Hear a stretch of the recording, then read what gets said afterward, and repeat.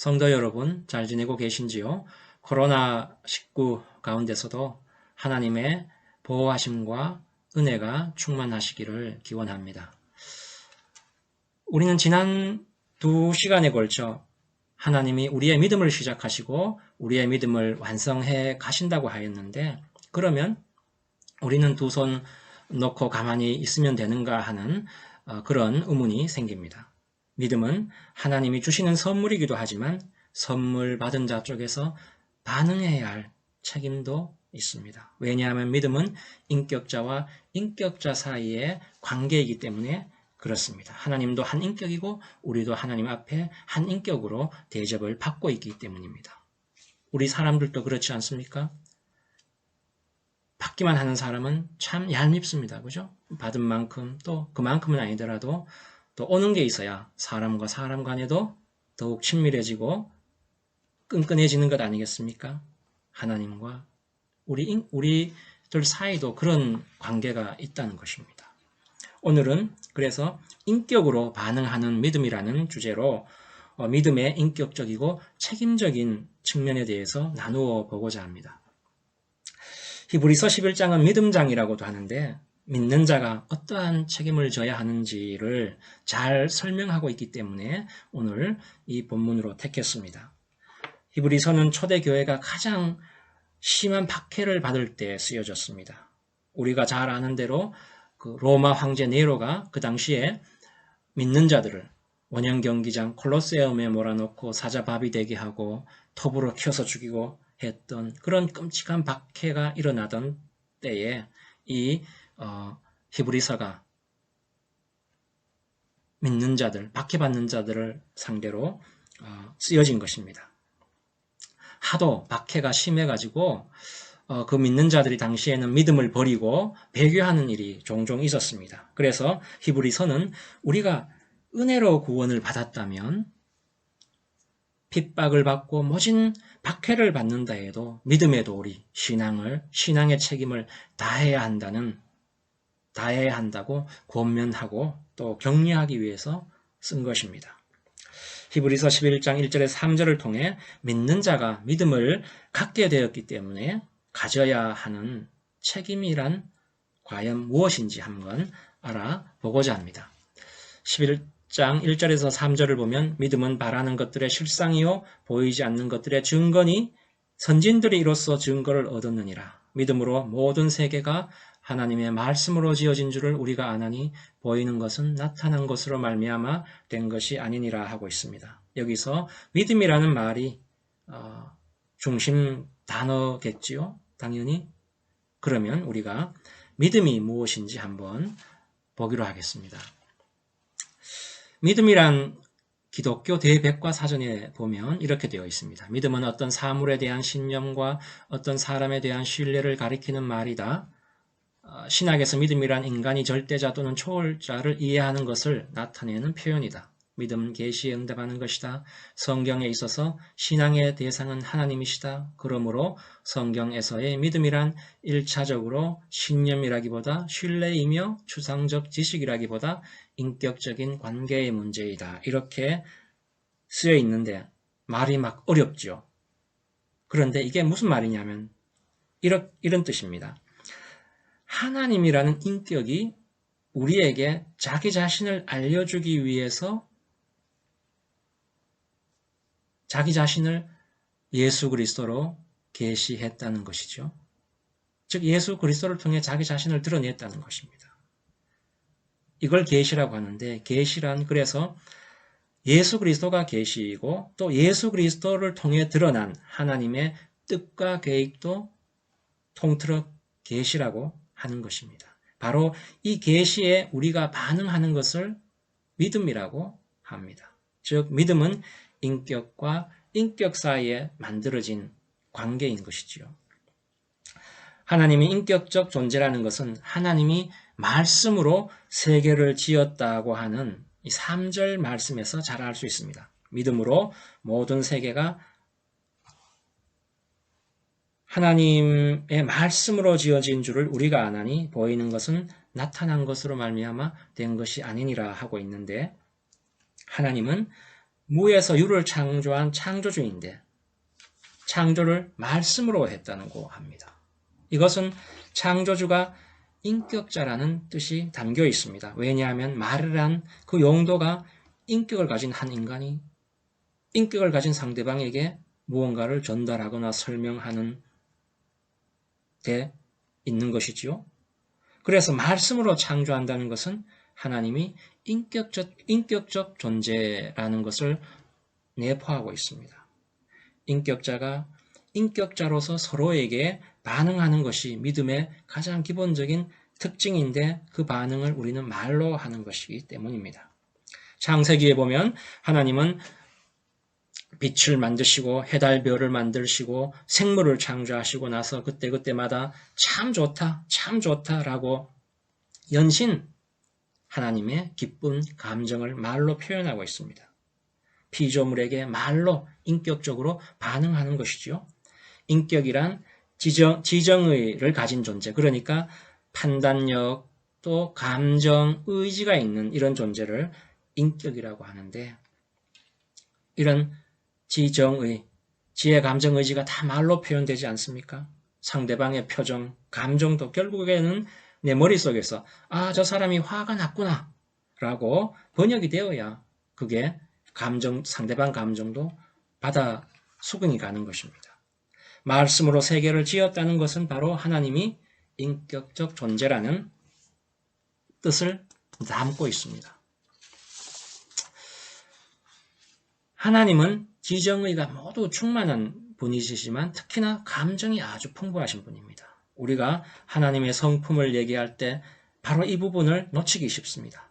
하나님은 사랑은 말할 것도 없고 슬퍼하고 노하고 기뻐하는 이런 감정이 너무나 풍부하신 분이고 성경 여기저기 곳곳에 이런 장면들이 많이 나옵니다. 그 대표적인 게 사울을 왕으로 만들고 패할 때 슬퍼하고 노하고 하지 않습니까? 하나님의 인격의 특징은 피조물의 처지에 너무나도 잘 공감한다는 것입니다. 그래서 우리를 위해 하나님이 자기 아들도 내어준 것 아니겠습니까? 우리가 하나님의 형상이라고 하는 것도 그 의미가 다양하지만 우선은 하나님이 그런 인격적 존재라는 것입니다. 성서에서 말하는 인격이란 예의 범절이나 교양이나 지성이 아니라 상대방의 입장에 서서 상대방의 감정에, 처지에 공감하는 것을 말합니다.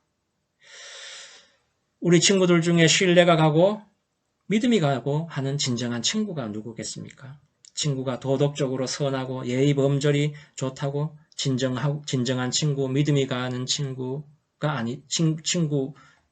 되는 것은 아니지요. 잘했다, 못했다 따지지 않고 잘잘못 눈 감아주고 덮어주는 그런 친구가 진정한 친구라고 우리 대부분이 그렇게 느낍니다. 이런 친구를 만나면 편하게 자기 속내도 거리낌 없이 털어내 놓을 수 있고 그렇죠. 하나님은 우리에게 도덕, 윤리만 잘 지키라, 바른 사람만 되면 된다 하지 않고 바로 이런 공감하는 남의 처지와 입장에 자기 자신을 놓아볼 수 있는 그런 사람이 되라고 하십니다.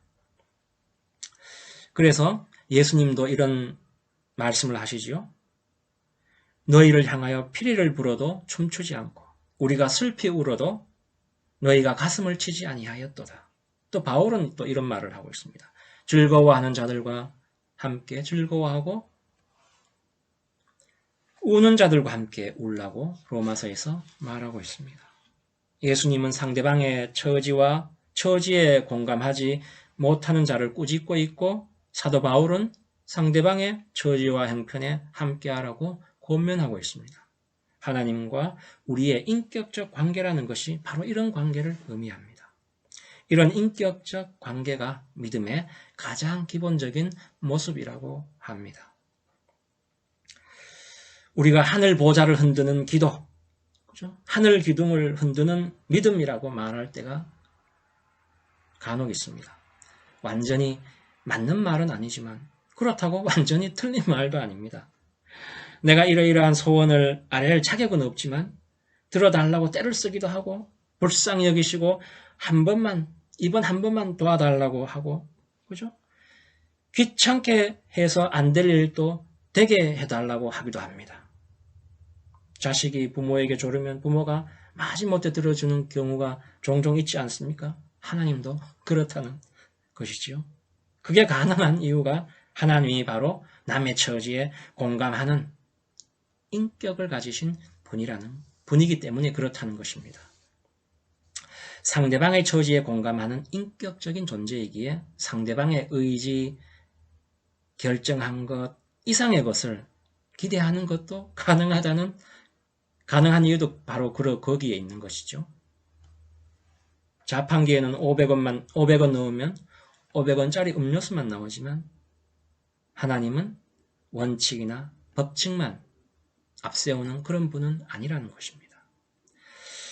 믿음은 인격과 인격 사이에 나타나는 이러한 관계이기 때문에 상대방에 대해서 기대도 하고 설득도 하고 부탁도 하고 하는 신뢰 관계가 형성되는 것입니다. 그래서 우리 1절을 보면은 믿음을 이렇게 정의하고 있습니다. 믿음은 바라는 것들의 실상이요 보이지 않는 것들의 증거니. 성도 여러분, 우리가 바라는 것이 무엇입니까? 여기서 바란다고 하는데 건강, 돈, 명예 등이 우리가 세상에서 바라는 것, 내 소원이 아니라고 말할 수는 없죠. 그런 게 누구나 다 있잖아, 그죠? 실제로 우리는 믿음으로 세상에 뒤지지 않으려고 합니다. 다른 사람 돈을 가지고 명예를 가지고 세상에 뒤처지려고 하지 않는 반면 믿는 자들은 믿음으로 또 세상에 뒤처지지 않으려고 합니다.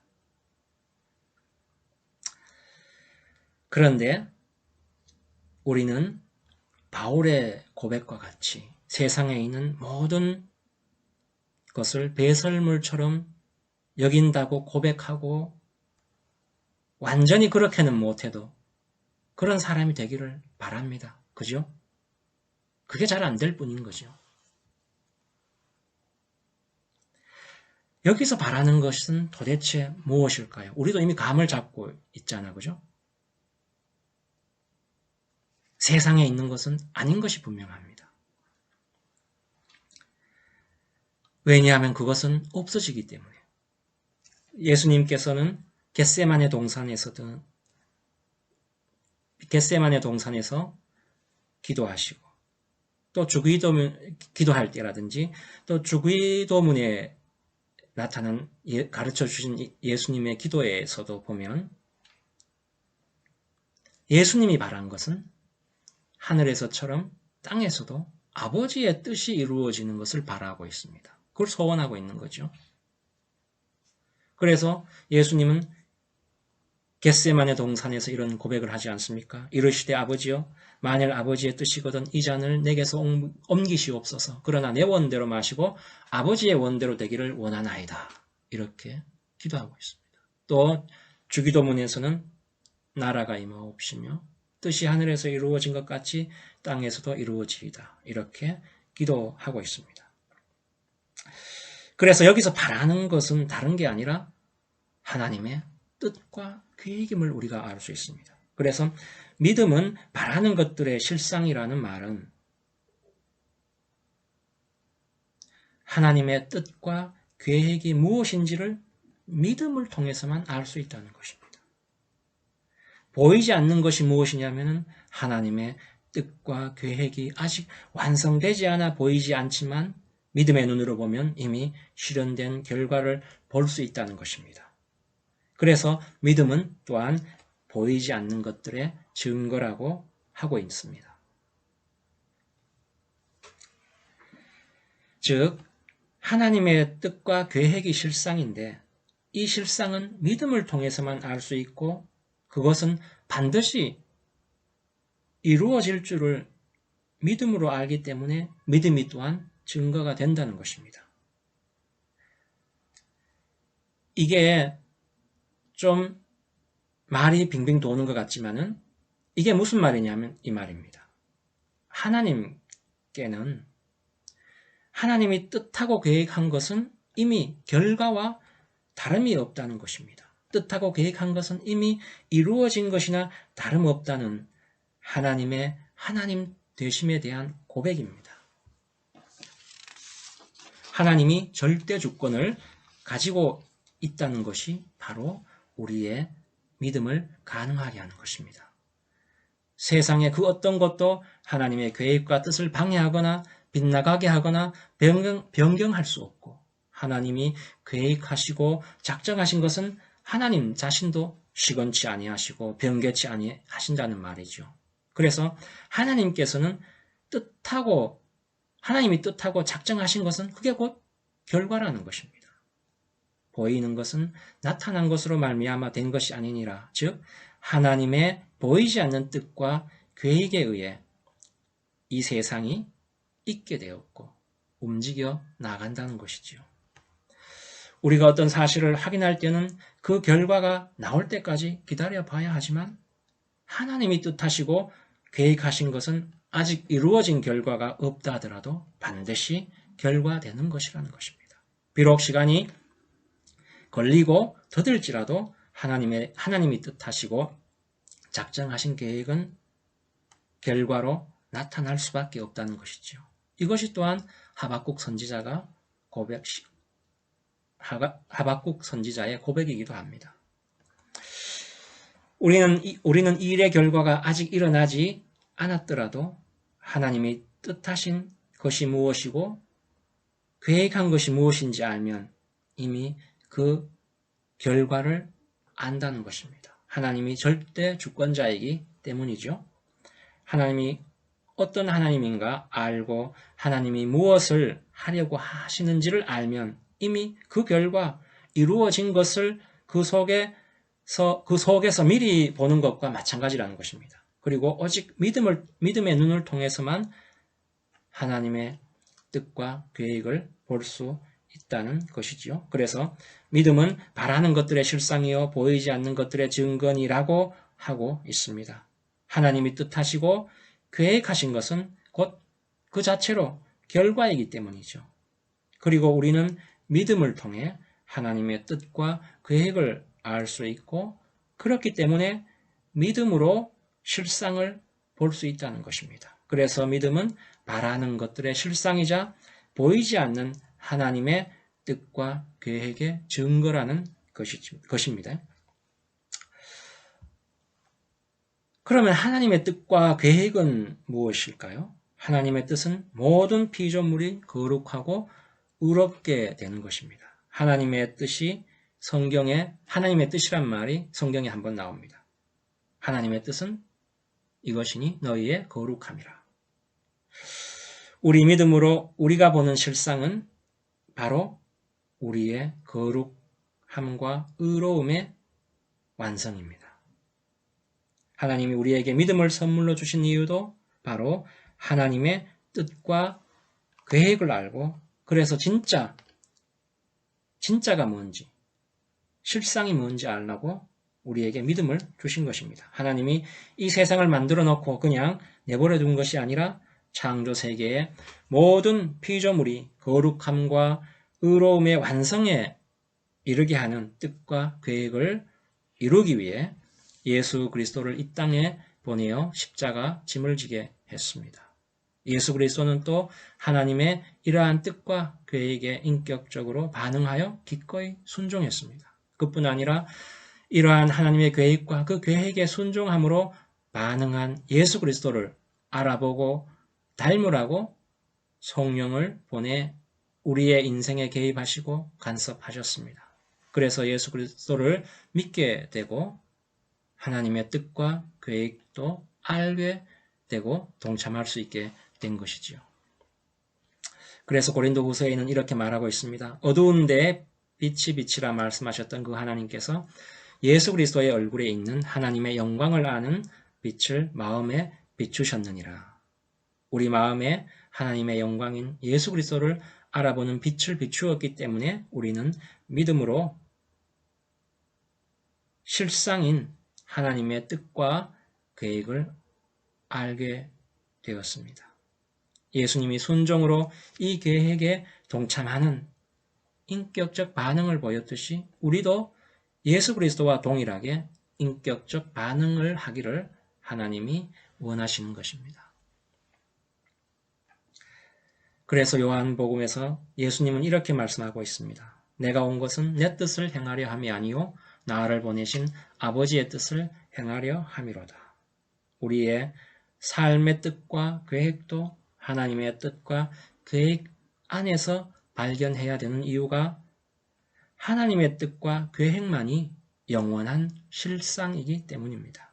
내 뜻이 아니라 당신 뜻이 이루어지게 하시라는 반응이 바로 인격적 반응이고, 그래서 자기 뜻에서 하나님의 뜻으로 점점 옮겨가는 과정 중에 있는 믿음이 하나님과의 인격적 관계 안에 있는 믿음이고 믿음에 책임 있는 반응입니다. 우리 모두 하나님이 부르신 부름에 책임 있는 믿음으로 반응하여 하나님의 인격에 이르는 우리 모두가 되기를 소망합니다. 기도하겠습니다. 하나님 아버지, 은혜를 감사합니다. 우리를 당신의 자녀로 불러주시고 당신의 의와 진리와 거룩함에 참여하게 하시니 감사합니다. 은혜로 값없이 주신 믿음에 인격적 반응을 하여 우리의 믿음이 날로 완성을 향하여 나아가게 하여 주시옵소서. 예수 그리스도의 이름으로 기도드리옵나이다. 아멘.